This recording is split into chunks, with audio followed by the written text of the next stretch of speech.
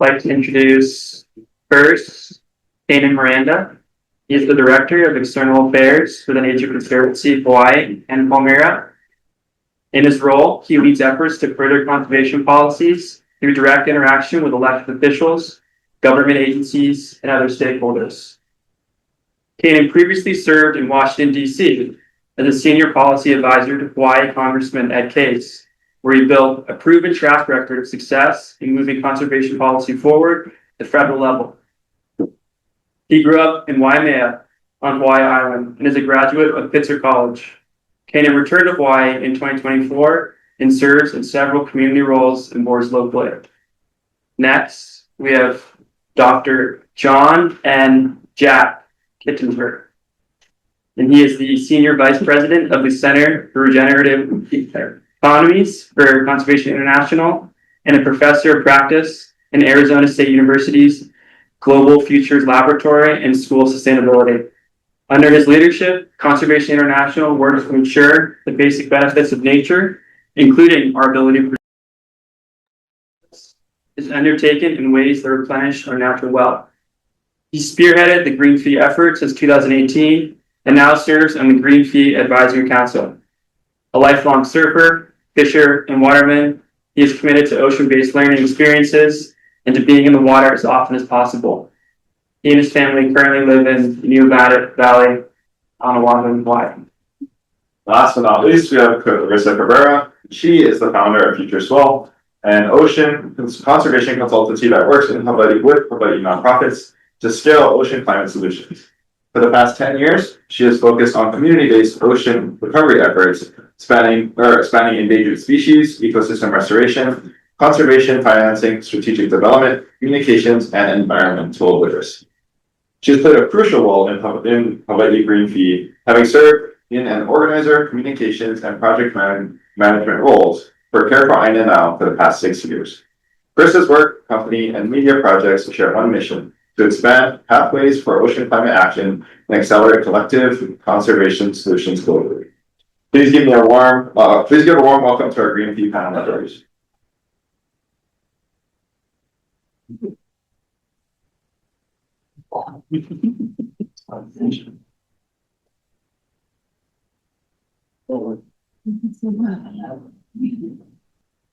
All right, so I know normally for NREM seminars, it's kind of a standard research seminar. Someone comes, gives a talk, have some Q&A. Today we thought we'd change it up a bit. Thank you, Jack, for suggesting that. A very nice, I think, welcome shift at this time of the semester as well, to be a little bit more interactive. So what we're going to do today is we'll have our speakers kind of give a little bit of an introduction of themselves or how they got involved in this work or their current role in whatever you all want to share as a part of your intros or as part of any kind of follow-up to those. And then for this seminar, I had asked the department and students and anyone who is interested in attending if they could submit some questions in advance. So I've kind of consolidated and organized those a bit, so I can moderate some questions, and then maybe I'm sure other questions will come up as well. So maybe we can spend some time at the end for some more Q&A. So again, thanks. I'm really excited, and I'm going to turn it over to you folks now. I can start. Thanks for having us. I hope that in a couple of years, when all of you are graduated, you'll be able to work on a project or initiative that serves Hawaii like this one. Thanks for the introduction, Kabai. I got involved with the Green Fee thanks to Jack. We were at dinner one night and he was telling me about this idea that I think at the time he considered a side hustle from his day job and was in the really early stages, and he needed support with social media.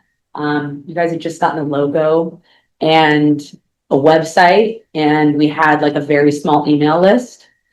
And I said yes, because I had just started my consultancy. This was my first project.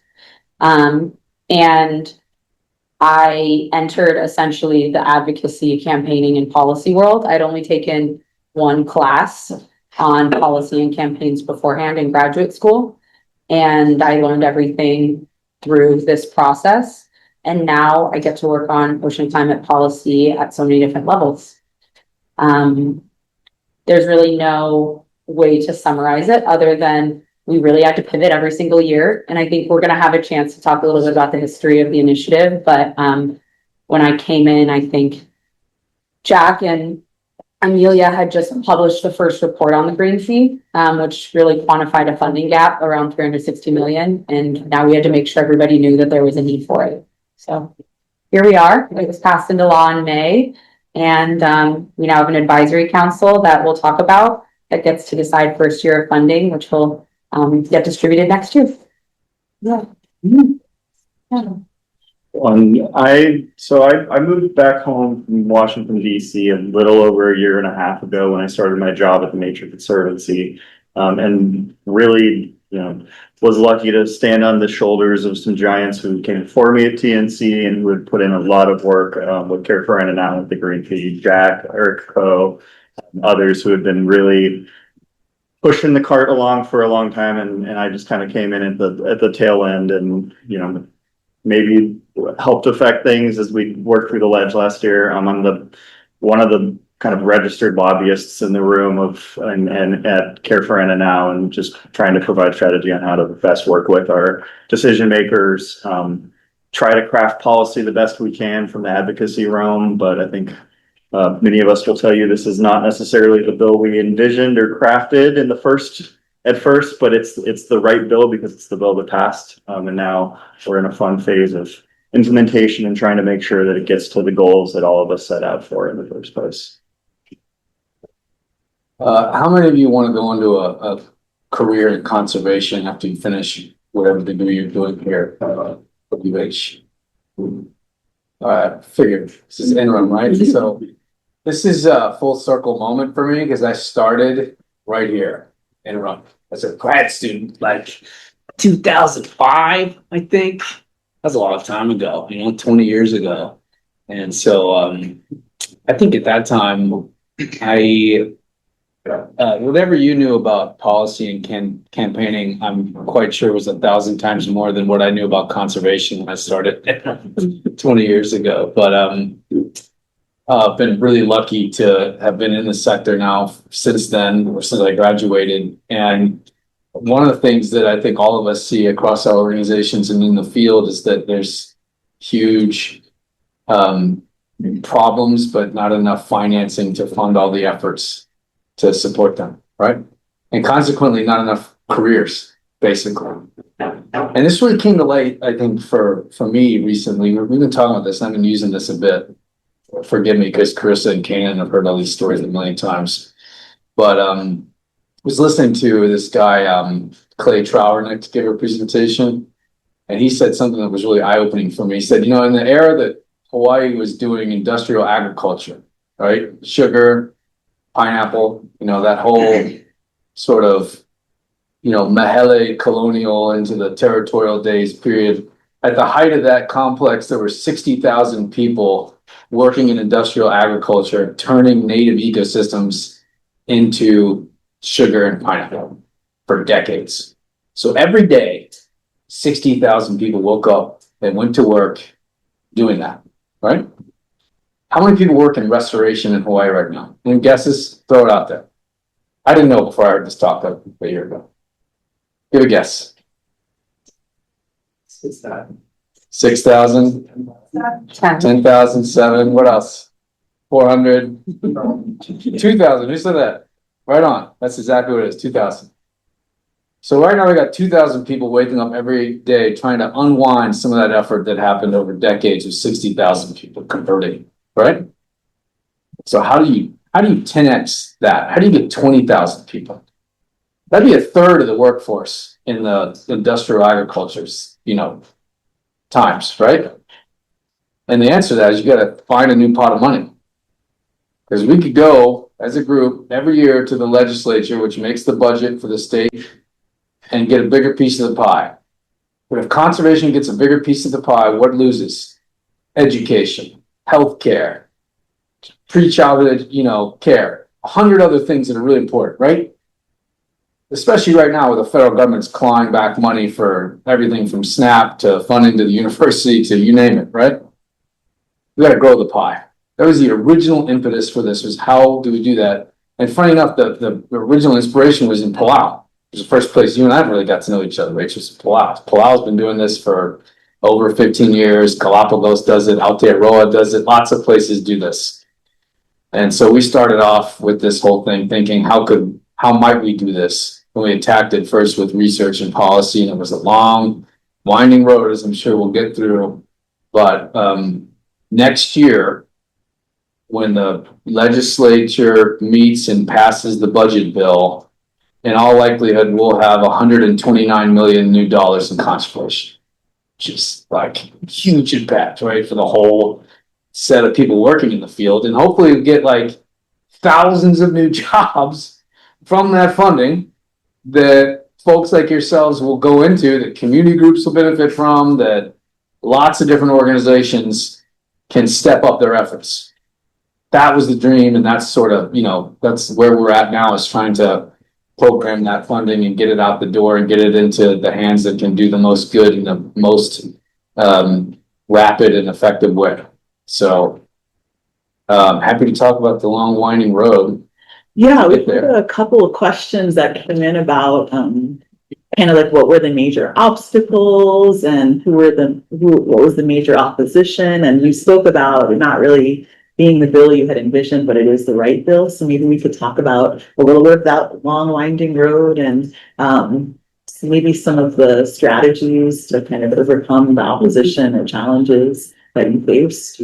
Yeah, maybe, Kainan, you could talk about the inside part, the politics of this, and then Carissa, like you did, like handled our whole external posture, like to the wide world, which raised our visibility, and maybe that's a good way to take that on, because if we had to list obstacles, it'd be like so many years. Yeah, I think Jack always reminds us, and so does our other lobbyist Melissa, that like you need an inside game and an outside game to get something across the finish line.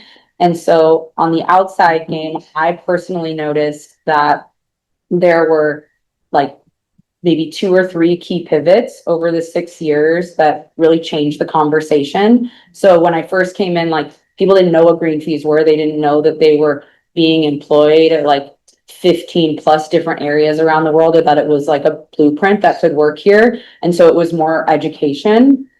And then when COVID happened, I think, and before COVID happened, it was kind of, the conversation was a bit of, well, tourists aren't going to pay the money to come, and then our entire tourism economy is going to crash. But with COVID, we saw that visitors were actually willing to go through a lot of inconvenience to still come here, like pay for a test and like register on the app and fill out a bunch of paperwork and do all the things that they did. And it showed that there could be a little bit, whether it be financial or logistical barriers, and the visitors would still come. So that helped us shift the conversation to, the pot of money isn't being threatened. And then the second was all of the wildfires on Maui that took place, and really changed the conversation from we need a green fee to proactively prevent climate impacts to we need to mobilize funding to react now. And that was kind of like climate change is in the future to climate change is now. And we actually have all of the solutions. We just need the money to scale them. And we have all the people and we have all the values. And the last piece of it is, I think, leads into Kainan's Kuleana, which is that when the Governor Green was elected, he had campaigned on, I think he was calling it like a climate fee. And we had to go let him know, Jack was in that meeting with me, like this work it was underway, and there had already been some groundwork that was done. And there was a lot of research that Jack was a huge part of that could inform how it could work here. And because he had campaigned on it, it kind of created a conversation where, oh my gosh, that there's someone inside the government that knows what this is and sees that it's important. And now we have to frame it in a way that could work for government, which is how all of our lobbyists and internal team then took that side of it, which was so difficult, and so many lessons were learned on my perspective through that chapter. But real quick before Kainan talks, I have to brag about you because like we had like no profile, like zero profile externally. There were like 6 people in a room, like thinking about this crazy idea that, you know, no matter who you talk to, they would all say it was impossible for some reason. It's unconstitutional. The hotels or the airlines will kill it. All of which were true, by the way, for the most part, until we started to attack those. But what you did, Carissa, was you built a profile around this and a buzz around it. And we got op-eds like written by like every sort of person you can imagine, from UH scientists to community leaders to total grassroots activists. And I mean, at the beginning of the thing, from like zero profile to like the last 3 years before it passed, like people were talking about this. It got to the point, I didn't even know you could do this, but it got to the point where like the team that Carissa was leading had ring fenced that if you walked into the Capitol building and you got on LinkedIn, you would get an ad for the green feed. I didn't even know you could do stuff like that. Of course you could do stuff like that. Like that's just the tip of the spear for like what you can do, I'm sure. But that was all because Carissa and the communications team, which built up over time, did such a tremendous job of tapping into real community sentiment about the tourism sector and real interest in conservation and understanding about the green fee as a potential solution to fix both. So huge credit to you. Yeah, and then in terms of convincing the folks who work inside the Capitol, it's really, you know, I think with any sort of legislative proposal, first you got to convince everybody that there's a problem, right? And they all have to agree on the problem.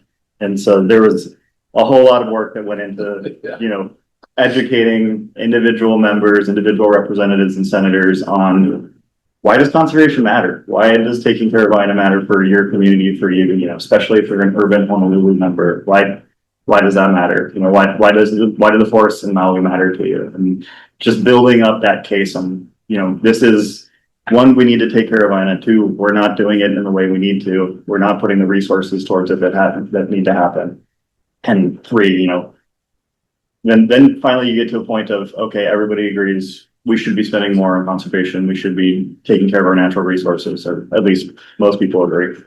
And then you got to convince people, how do you actually do that? And that was the difficult part, I think, is looking at what sort of mechanism could be, you know, enforceable, viable, legal, and working through all of that. And that took a lot of work on kind of policy thought, you know, working with legal experts to figure out, you know, legalities on, you know, instituting a tax at the airports. You know, I think a lot of folks were looking at that's the easiest way to do it. That's what Palau does. That's what others do. It's illegal in a U.S. federal context.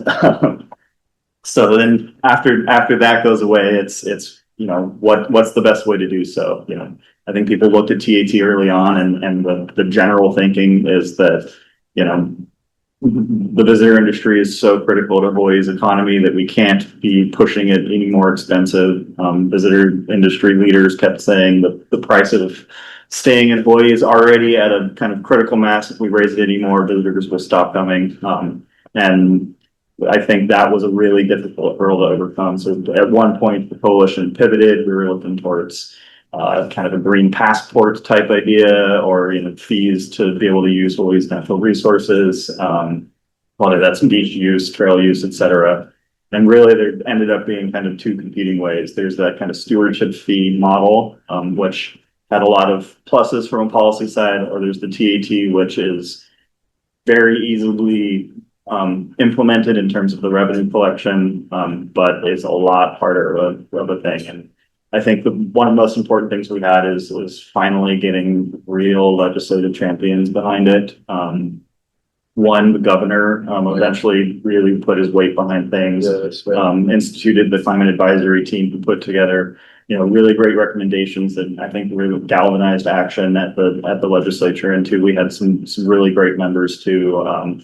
Vice Speaker Linda Ichiyama was a really critical kind of proponent of ours, working first in her water and land chair role, and then when she became vice speaker, really kind of turning the levers and the leadership side of things to make it something that, committee chairs that legislative leadership wanted to move on and really kind of would push forward to the critical points.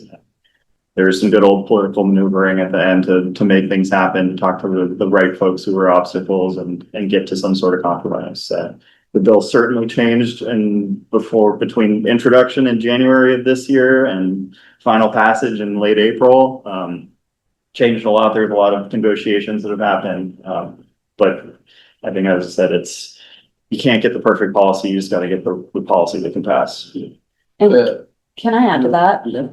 To get everyone up to speed. So for a number of years, our coalition was advocating for this, like beach and trail pass that Kainan mentioned. It's kind of like, it'd be like a fishing or a hunting license or a park pass that's employed in other states.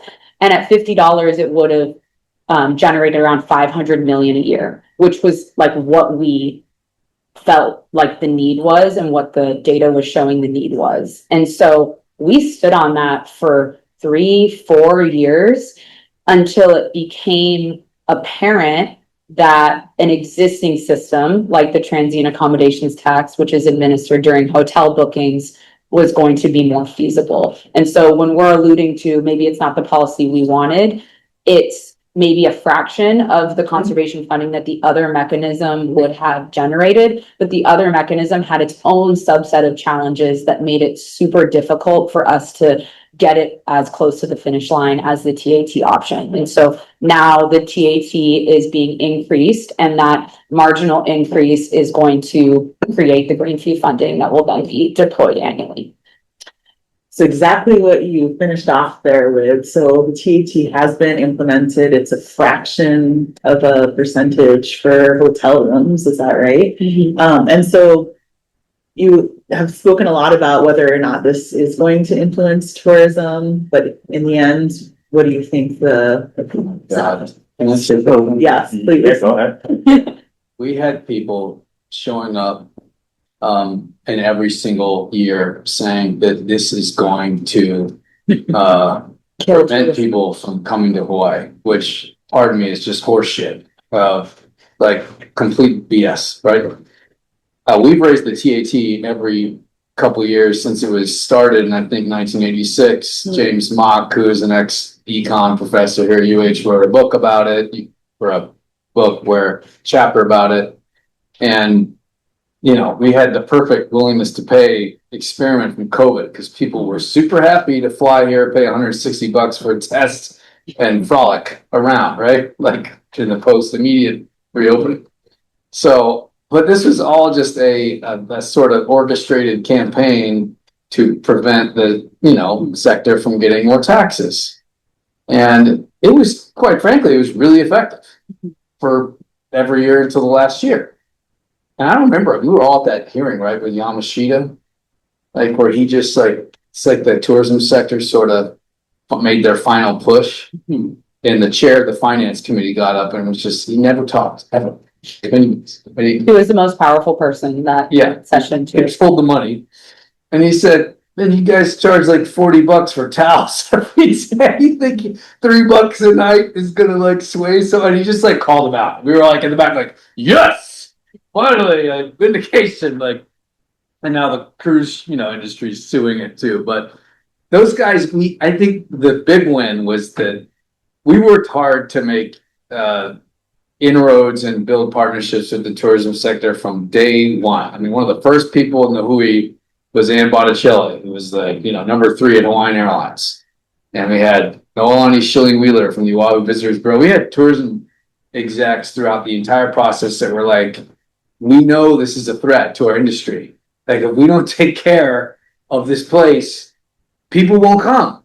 And there are examples of that all over the world. There's examples of places here in Hawaii where overuse, is meaning that people are visiting the sites less. So we had people in the tourism sector that are long term, we need this investment, But then, of course, a lot of people get spun up and just go after it. So we had to get on the right side of the decision makers against that very powerful lobby. And quite frankly, I think Governor Green did a ton of that. Yeah. He really did work that. Yeah. Right? I think a really key piece is there was always, right until the very end, there were portions of the visitor industry who were vehemently opposed, but some really key industry leaders and kind of trade organizations, they backed off kind of midway through this last session, and that's, I think, attributable to a few things. One is, there was a lot of really good work, lots of conversations with visitor industry executives talking through things.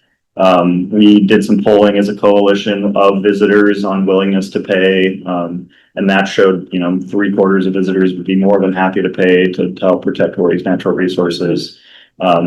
And then really the governor worked with a few key executives to, make it clear that this was a really big priority of his, that he would continue to work with the executives on things that they really cared about that were related to natural resources, coastal erosion, et cetera, right? And I think working a few of those kind of bumps in the road out, the governor did a huge job of doing, and having kind of the leading hotels kind of back their opposition away was really key to getting enough votes to move things forward. So it's been implemented. There'll be 300 something. What was it? Million? What was the million? Hundreds of millions. 120. 129, the latest tax department estimate is. So it's based on like visitor arrivals. Right. That's Yeah. a whole year's worth of the tax base, but which gets complicated. Okay, so there's this estimate in the $100-ish million that will be available for conservation. And so we had a number of questions that came up about who's eligible to apply for this funding. How does it even get dispersed, or how transparent is that? Can people figure out who this money is going to or not? Yeah, we'll start there maybe. Do you want me to take a first stab and you can tell us what the community advisory council was thinking about? So how much can I say? The law is relatively vague, right? It creates the revenue raising mechanism. It says that the governor needs to submit a budget each year that presents projects in equal buckets to kind of three major uses: protection of our natural resources, protection of building climate resilience, primarily for infrastructure, and three, destination management for future use of resources by visitors and residents alike. That's all the bill really says. So then that leaves what are the mechanisms that are currently in place, legal and available to be used right now, and how does the state government decide to do so? So that's really what everybody has been grappling with since this law was passed, and as we're heading into this next legislative session. So there are some mechanisms that amongst individual agencies right now by which they can get some money out to communities. There's some granting programs available. There's the ability to put things out for bid, and individual organizations can go through the procurement process. My organization, for one, has a lot of kind of memorandums of understanding, cooperative agreements with agencies that allow us to get funds from, say, Division of Forestry and Wildlife and others, right? Other organizations have a similar thing. It's burdensome, especially for smaller community organizations, very hard to access. So we're, I think lots of folks are working on just trying to figure out the best way to be able to get money out the door from the state government through existing mechanisms. I think from my point of view, I'd love to see additional mechanisms put into place over the next few years that allow a clear path to funding for organizations. I think there's a lot of things that could be changed, but right now money essentially needs to flow through state agencies, through their existing programs and authorities, and work through those measures. So from the Care for Aina Now Coalition side, our position has always had 3 or 4 main pillars. One of them was that we wanted there to be an oversight commission on the fund. That's what was working in Palau. We knew there needed to be experts that advised how funds were used, and that it wasn't going to be lawmakers that maybe don't have backgrounds in these areas of expertise. And then the second and the main one that is still, like I would say, our North Star is like, we want to make sure that frontline community groups, the nonprofits that are doing so much of the work, are able to access the funding. And so when we say we compromise on a number of things, which is part of getting things over the finish line, instead of having an oversight commission that decides where the money goes, we have now an advisory council that recommends where it goes, which Jack's part of. And I would love for you to share all of the responsibilities that you guys have. They've been on a sprint since August, since they were appointed, and you're almost on the other end of it, right?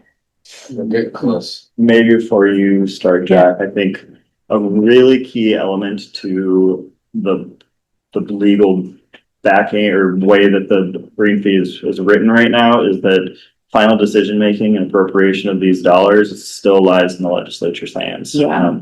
The funds are in the general fund. There is direction for the governor to provide the budget. I think there's a lot of work to try to hold the ledge accountable that these funds need to be used for the reasons why the bill was passed in the first place.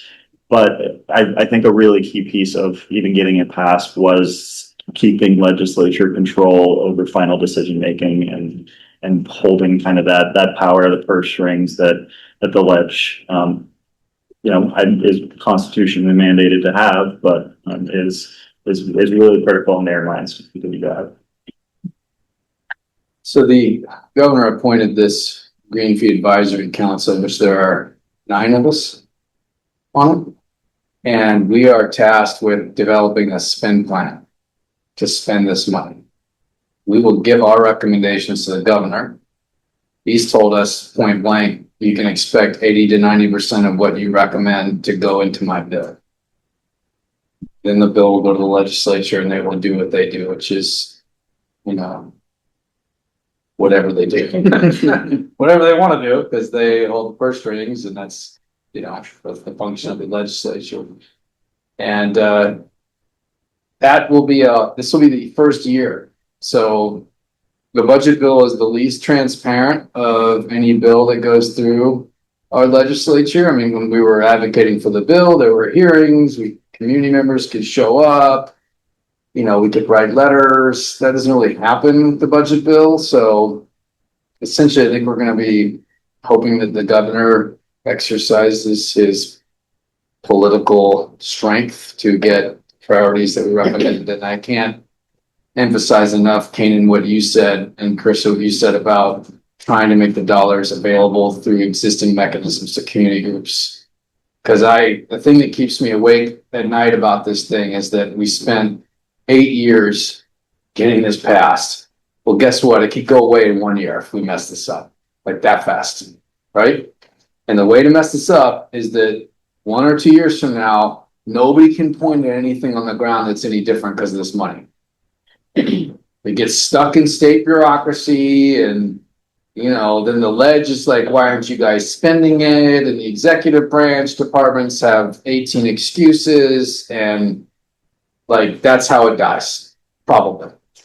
So there are certain departments, this is genuinely mystifying to me how our state works this way. But even within the Department of Land and Natural Resources, not every division has the ability to move money to community groups or nonprofits in the same way. Like DOFOC and Grant, grants to you guys, other groups, DAR cannot. This is crazy to me. The Department of Transportation apparently is able to move money lightning quick. Maybe all this money is going to go through the Department of Transportation, which would be super weird if we're doing watershed restoration through DOT. But who cares, right? I mean, who cares? Ed Sniffen seems like a really switched on guy to me, And that's to say nothing about, the other administrators. I just think they have their hands tied around administrative policy and procedures. And that's going to be the difference maker. The governor's team is really occupied about all this stuff. So I think on the mechanism side, we're going to get here's what it is for now. And then in year 2, year 3, we're going to be like, man, make something like the Lahaina Strong Fund. Make something like that, right? Pool a bunch of money, public money, private philanthropy, get it out the door. In that case, it's get it out the door immediately, urgently, because this community just went through this huge thing, right?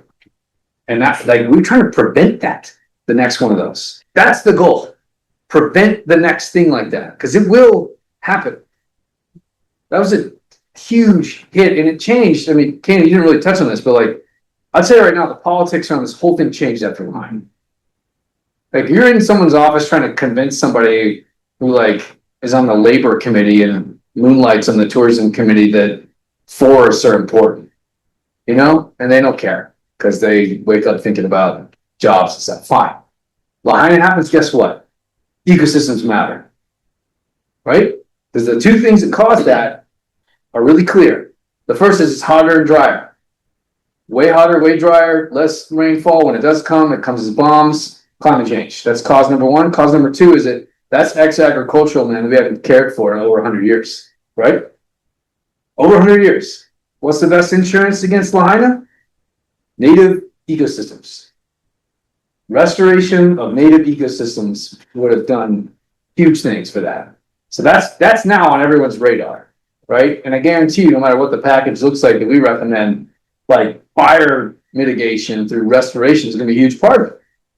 But so is going to be flood mitigation through stream restoration and watershed protection, all this stuff, right? That's the best insurance policy. So that resonates with lawmakers and we have to make that super clear, but we also cannot get it tied up in the machinations of state government procurement, because that's how we'll die, I think.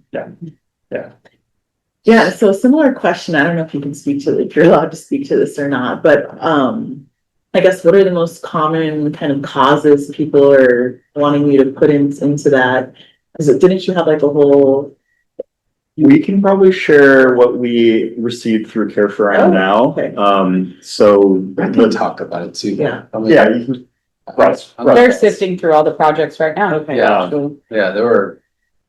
I mean, it's everything you would expect, though. Okay. You know what I mean? Like, it is a range of Malka stuff, Mackay stuff.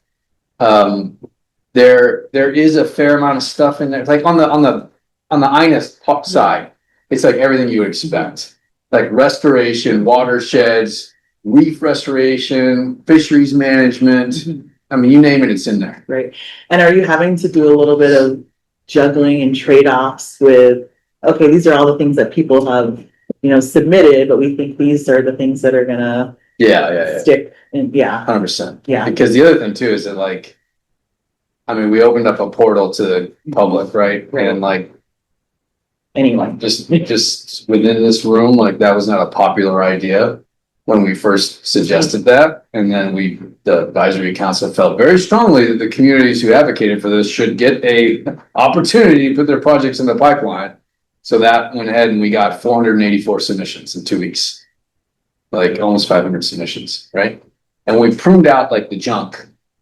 It was still like 420 or something. Like, so like good stuff. Mhm. You know, we had to rank every single one of them on 6 criteria, which was an insane process to begin with. But then you start to see, there's like, 12, 15 fish pond projects, all good, all over, different sites, but doing more or less the same thing, right? Mix of restoration, education, stewardship, food security, all that stuff, just like, what fish pond practitioners do. So then you can be like, there's a tranche of fish pond projects. There's reef restoration projects, like all the watershed alliances in Hui's, right?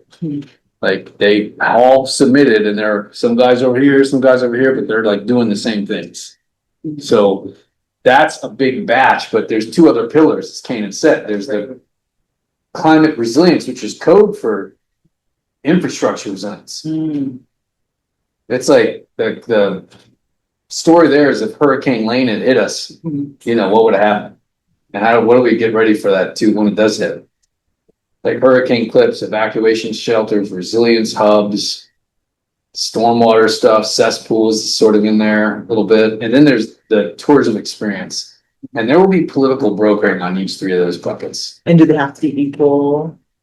They have to be roughly equal, but then I guess somebody said recently that maybe the ledge doesn't remember that. the law It's in is the a law. little unclear on what they mean by equal. Yeah. Is it dollar amounts? Is it number of projects? Is it some other way to have equal. It just says equal. And all the law only says that the governor needs to present a budget that has equal projects. The ledge can do whatever they want to do. I don't think it boxes them in, does it? Not at all. We're shooting for that. Just the GFAC, the advisory council, is shooting for equal like representation. But I'd say right now, like 60% of the stuff that came in was from natural resource stuff. So the other 40% was tourism and climate resilience. Before we open it up to questions from the audience, I was gonna ask one more question. It's pretty big picture, but what lessons from this process? And I think you've highlighted a number of them already, but maybe if you had any other lessons that could inform future advocacy or policymaking in this natural resource management or conservation sphere. I mean, I think that just a really key lesson that we've all been aware of in the back of our minds for a long time, but it's become just so clear during this implementation phase is that we need to better give the authorities to our state agencies to be able to do the work that we all care about in a way that does not handcuff them and communities as much as it currently does. It is a mess of authorities and ability for folks to be able to move money around. And oftentimes, we complain about things getting stuck in state bureaucracy. That's oftentimes just a result of messy procurement laws and authorities and ways that these agency folks are trying to make it work within the boundaries that they're given. And I think there's a lot of work to do in future policy to clean those sorts of things up. One of my big personal lessons was I feel like running a campaign, it takes 5 to 10 years to pass something big. But all the tactics and strategies that you use in a campaign can just be reshaped for a different cause. And so once you have like the bones and the structure of how to run a campaign, you can just apply it to the things that matter. But like from a conservationist perspective and an organizer perspective, I think I learned that so much of the work that we want to accomplish as far as conservation policy is bottlenecked with the lawmakers that are inside the building, right? We can't do it without the inside game. We can't do it without the finance there. We can't do it if they don't understand the importance of natural resources. And so like the root cause of like change making within those systems, it starts with elections and making sure that the people in that building are actually of community, have actually been to INA Day, have like been going and understand the importance of these pieces of our community so that we're not having to do the 4 years of legwork to teach them how an aquifer works for them to understand that like our water is polluted. Two things on my end, and both are like lessons in humility, I think. But the first thing is that the fundamental unit here was relationship that everyone had with each other. And as we put on weight like a sumo wrestler, like bulked up as a coalition, that's what we did over time. When it came down to like the actual year when we were finally successful, it was like a true like Avengers movie where at some point the mission was going to die, and then one person in the coalition had a relationship with somebody we needed and they saved it. And this happened over and over and over again. Right? Every single time. It was like, but for this person's relationship with that person, or these people here knowing those people, would have died. Would have died 100 times. But like somebody had taken care of somebody else in a truly, genuine way, and we're able to call that, which is awesome to see. And the second thing is that sometimes just to get a win, you just got to be persistent. I mean, we're up here talking about this big win that 60, 70 groups got together and made happen. We failed 7 years in a row before we got the win. There were some years where I remember you and me were like, are we gonna do this again? Like, we were exhausted, we're demoralized, like these guys are never gonna listen to us. Woe is me. Or is this these little conservationists over here trying to convince these legislators or get Governor Ige to listen to us or whatever it was, you know? But we would gather ourselves back at each year with Anaho and yeah, I mean, it was the last bill passed of the entire session last year. This year, because it's this year. This year? Yeah, so there's sometimes you just gotta keep being persistent. Persistence is so important, and anytime you're gonna pass policy in the legislature, it's about putting yourself in a position to take advantage of opportunity when it comes out. It's, you're not gonna be able to force that opportunity, you're not gonna be able to force, 100 people into one room and talk at them until they agree. The conditions generally have to be right. There's a whole lot of groundwork to do to put everything in place to be able to take advantage of that opportunity. But it's about putting yourself in that position to feel what. That's right. Well, thank you for putting yourselves in that position for the state and for all of us. Yeah. I'd like to open it to anyone in the audience or anyone online. If you have any other questions. Hi, my name is Salvan Secretary. I am working at Oklahoma, that we're looking at the HOP system for trailers. I'm just curious if the work that you've done, where you are, how the mining road, how long it takes, as a machine. I'm curious, what's the, in your opinion, what's the sort of atmosphere and lawmakers and people, public people in the offices looking at security as this sort of this briefly would be a gate to all these other conservation plans that we've seen around the world. Framework to be like, okay, now that this briefly is there, it seems to be this like successful thing, waste money, figure the thought and buy. Do you think that this should be some sort of gate that we open to more of this sort of framework where like now we can implement this other green finance and or do you think something like this should be used as a like, hey, we're not a conservation finance, you already have green fee, you shouldn't stop. So let's just repeat the question. Great question, Valdo. So the question is, has the passing of the green fee, has it kind of opened the floodgates for other similar opportunities, green financing, other types of programs like that? Or is the atmosphere more of, has now that the green fee is passed, conservation is about their thing and let's keep going with other things? Rough summary of the question. Yeah, we're in a rough political moment due to the way the federal government has been positioning itself in the last year to where I think it'll be really hard for the state ledge to be looking at doing additional big pieces in the conservation space. I think in terms of granting new revenue raising streams that will go into conservation, it will be hard to do that for a period of time. I think legislators are going to want to see what the state does with the green fee, how are those revenues working? Are they, are things being spent the right way? Are we seeing the sorts of things we want before they'll look into additional ways to do it?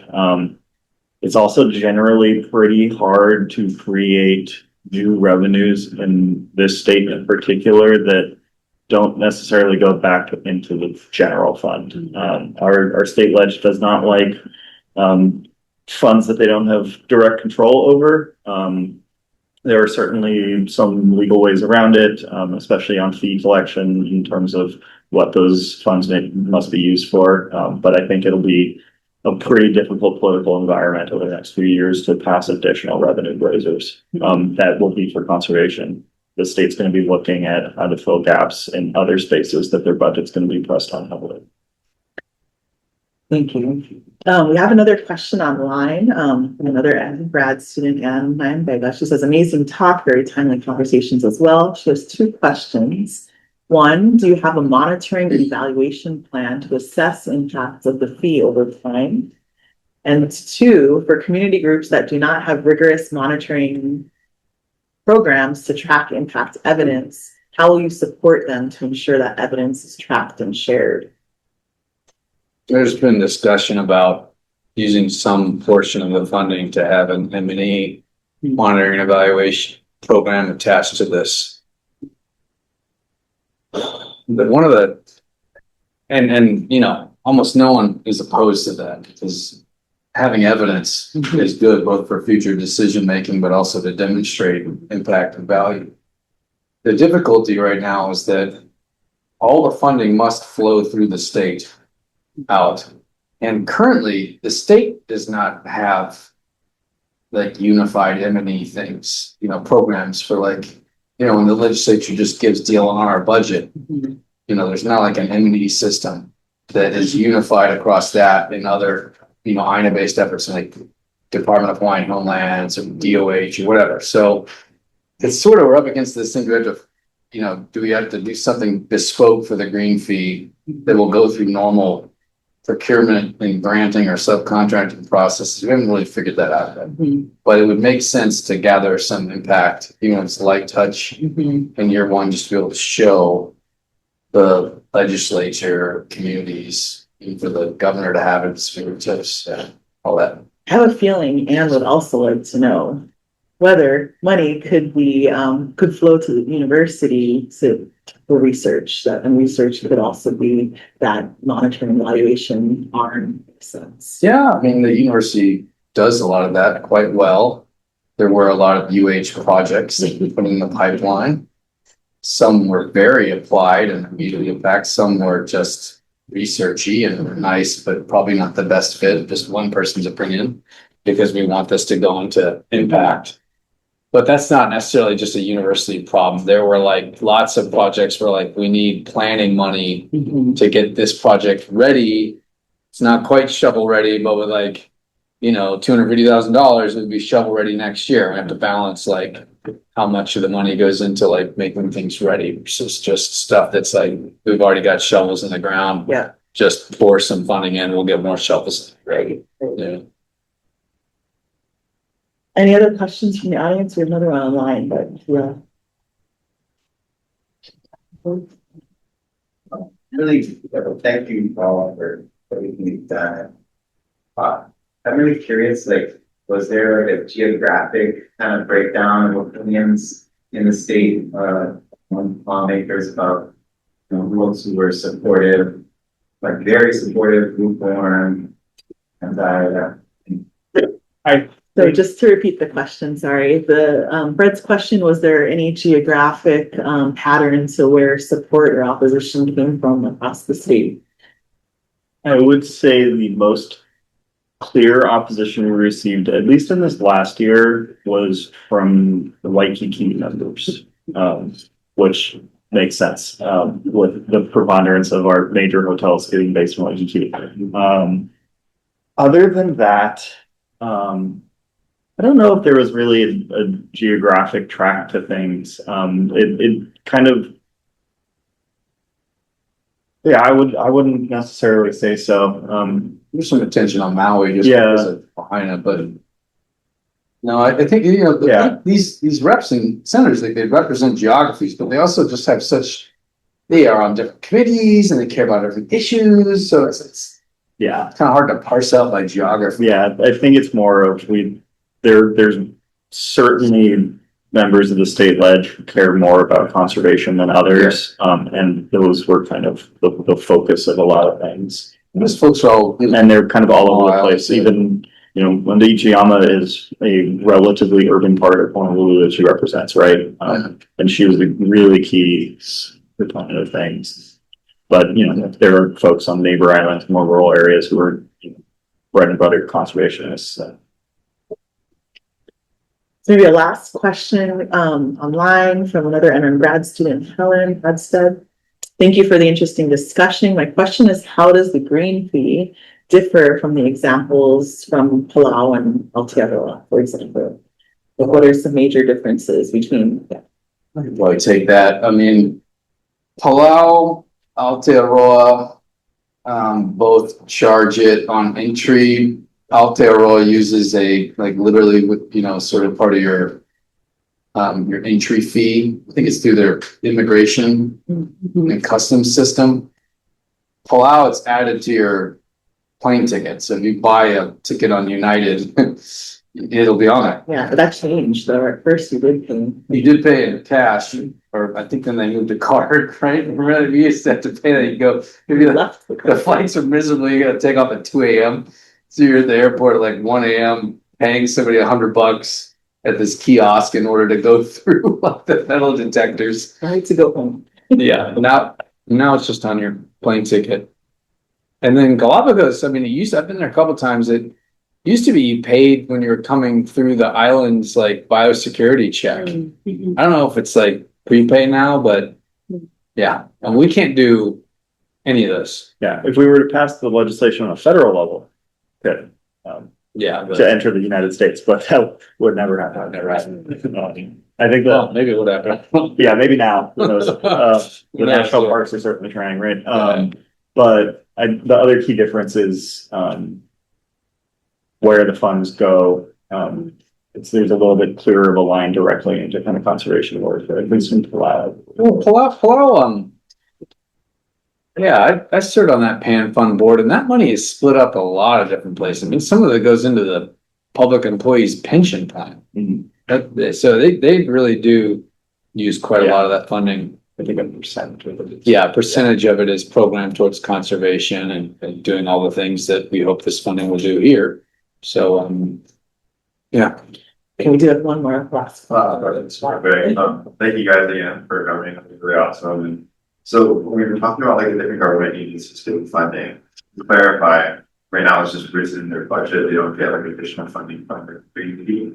And then the second part of that question is, you mentioned how like certain state agencies have the ability to give out funding to these projects. Is there a way to enable all the different agencies, or ones like centered around conservation specifically, or that deal with their natural resources, that have that power?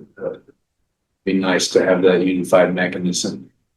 I think right now, year one, we're just gonna, as Kainan said earlier, rely on the existing mechanisms, because it would take new administrative procedures to get in place. You would have to pass new legislation to grant an additional authority, but if the ledge so chose, they could grant a broad authority to an agency or multiple agencies to create a new program that would issue a green fee Or a program. special fund that has that Or, yeah. capability, which Yeah. would be an ideal, maybe one of the ideal scenarios is eventually some money gets floated into a special fund, and that special fund then has a mechanism that's a mechanism specific to it to flow it out. Yeah. But right now it's just their budget gets raised, and that's what their budget is. So, Yeah, it's a little confusing. Agencies have put in their kind of budget requests through the state budget process.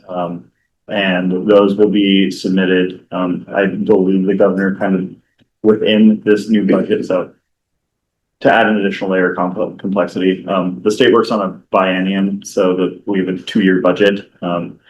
Generally, there is a amendment to that 2-year budget on off years. So within the governor's proposed changes to this 2-year budget, there will be programming of these additional funds that will likely go directly into agency budgets.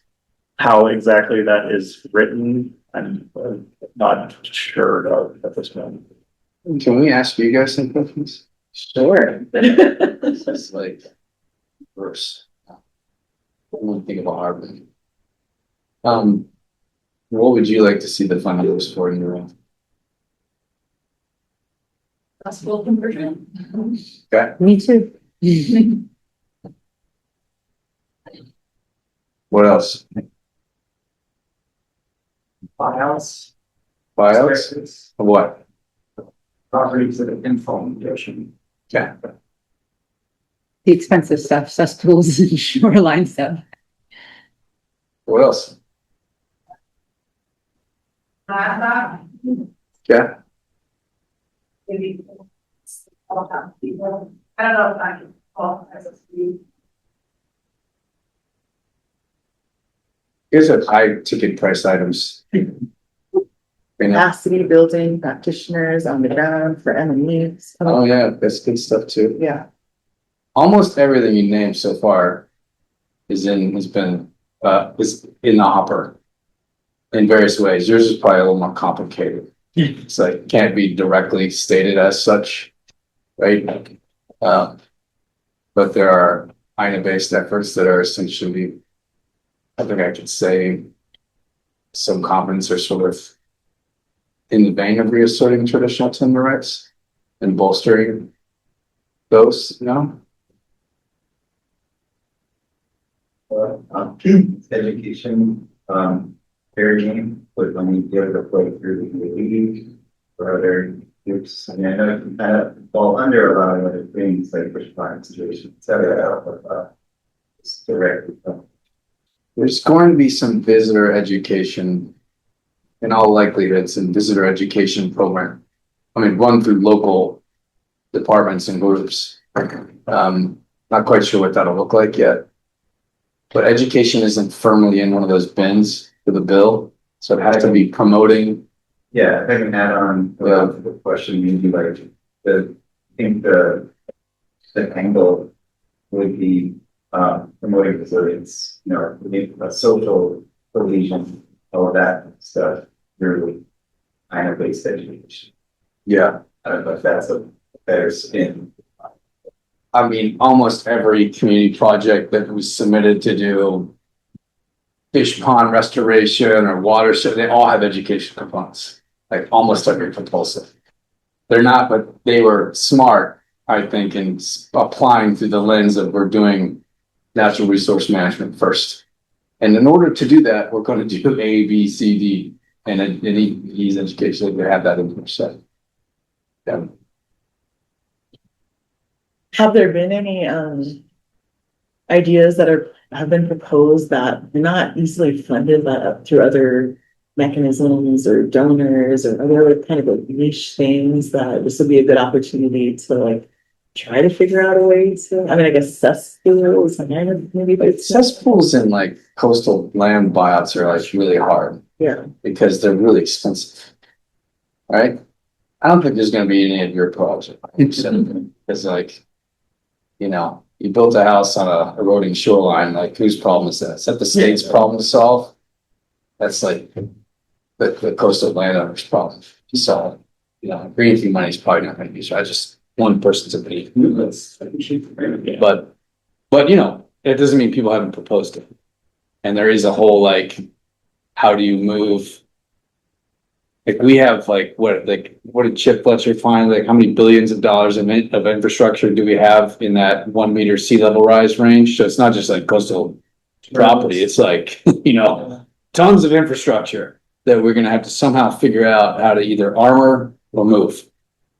And guaranteed that that's going to be in that climate resilience bucket. That's going to be a bigger problem to solve for every year as coastal flooding threatens those things, all sorts of infrastructure. I say infrastructure very broadly, like fish pond infrastructure. That's infrastructure, right? It's biocultural infrastructure. And the fish pond practitioners, I know, are thinking about that. Like how we're going to deal with, they get big events, king tides, all that, right? They're seeing it. So should funding go into like supporting that kind of infrastructure? Yeah, I think that's going to be part of it, right? But that's like the liability on that is so huge. I can't remember what it was for the city and county of Honolulu. Like, Kirsten was on that commission too. Like, they released some reports like billions of dollars to move some of this stuff. So, that comes back to your really good question, which is what other financing mechanisms are on the table. And one that's come up is green bonds, right? Do you guys have a conservation finance class in NREM? Man, you guys got to add that to the curriculum. You should teach it, John. I don't know how to teach that crap. Oh my knowledge. I taught it again. It's a nice secure sites that people that follow the word, data storing out. That is the term. Yeah. I think there's a lot of interest in it. There, I think right now I've heard competing viewpoints on current authorities to actually bond out the money. Yeah. And whether or not they exist right now. So there may need to be some legislative fixes. I know the governor is certainly interested in securitizing and using it to finance some large projects. But I think jury's out on whether that's in place already or not, but there's a lot of interest. Well, let's take that, a little bit further, right? So how much did Lahaina cost? Not in like lives and emotional, cultural damage, but in dollars. How much? 12, 13, 12 or 13 billion, okay? That's a lot of money. That's what it costs so far. So let's think about if the state wanted to borrow $10 billion to do all the things, all the cesspools, all the community-based assertions of land pacting, right? All the watershed partnerships, all of it, right? To prevent the next $12 billion liability, or 20, because if like a Cat 5 hurricane hits, it's going to be way more than 12 billion. Okay, it's going to be like 200 billion or something like that. Okay, so let's say we want to borrow 10 billion so we don't have $100 or $200 billion hit, and do all the things that we think will best prepare us. That green fee, what you're talking about is, can we borrow against the green fee revenue? So every year we're going to spin up $100 million in revenue. So we have revenue to pay the loan, right? If we borrow $10 billion, we have revenue to pay that loan. That's how city and county and state infrastructure projects do that all the time. So why should we only do it for highways and schools and stuff like that? Why don't we do it for the thing that sustains everything and do a huge green bond for $5 or $10 million? That would be the dream, I think. Because then we're not going to do 10x for those 2,000 workers. Then we go 100x. That's how we get to 100x, to your point. But it's going to take a little time, I think, politically to get people there. And hopefully it won't take another damn disaster to get them there. Honest to God, that's what I'm worried about. Okay. Thank you all so much. Did you have any more questions? No. Just charged up about the finance course. You guys got to order. Echoing other thanks in the audience for all you do and all the frustrations and late nights and persistence that you continue to go for it all. I think we're all so grateful for all you do and grateful that you're here with us today. Thank you so much for sharing lessons learned and all of your experiences with us, giving us some good ideas for future classes and future talk topics. So please join me all in thanking again.